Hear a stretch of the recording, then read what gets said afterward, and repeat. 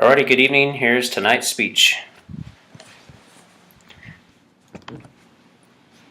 Each day in the U.S., more than 9 people are killed and more than 1,153 people are injured in crashes due to driving distractions. Hello, my name is Valerie Acevedo, and today I'm going to talk about the dangers of texting and driving.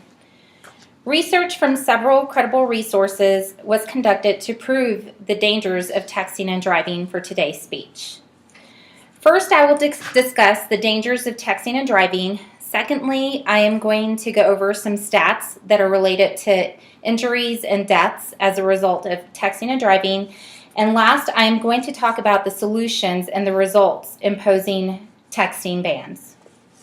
As you have learned 3 topics of discussion for my speech, I will first talk about the dangers of texting and driving.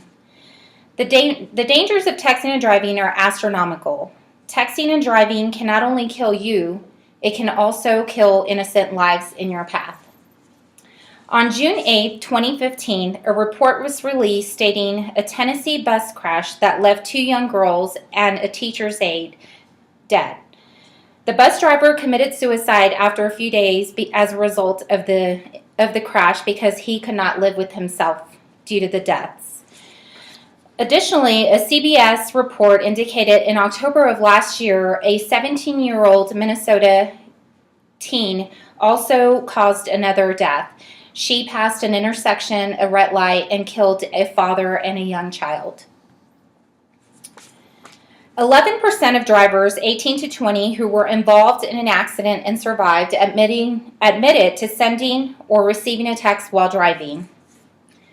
Now that I have discussed the dangers of texting and driving, I will go over some stats of deaths and accidents related to this issue.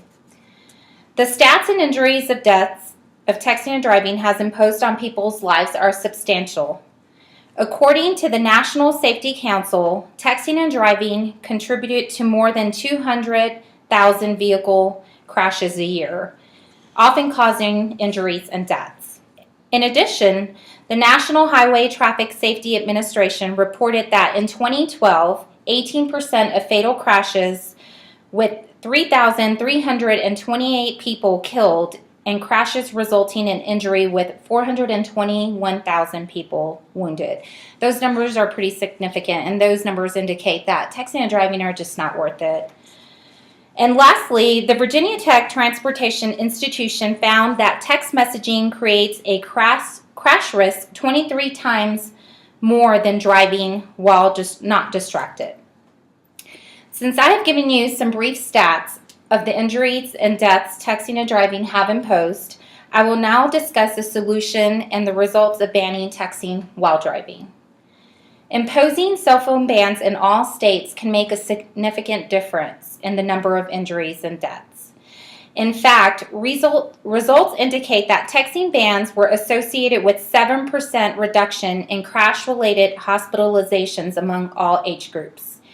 Texting bans were significantly associated with reductions in hospitalizations among those aged 22 to 64 years and those aged 65 years older. Marginal reductions were seen among adolescents. States that have not passed strict texting bans should consider doing so immediately. According to the National Conference of State Legislatures, the NCLS, text messaging is banned for all drivers in 46 states and the District of Columbia, Puerto Rico, Guam, and the U.S. Virgin Islands. In addition, novice and teen drivers are banned from texting in 3 states, which include Missouri and Texas. And 3 states restrict school bus drivers from texting as well.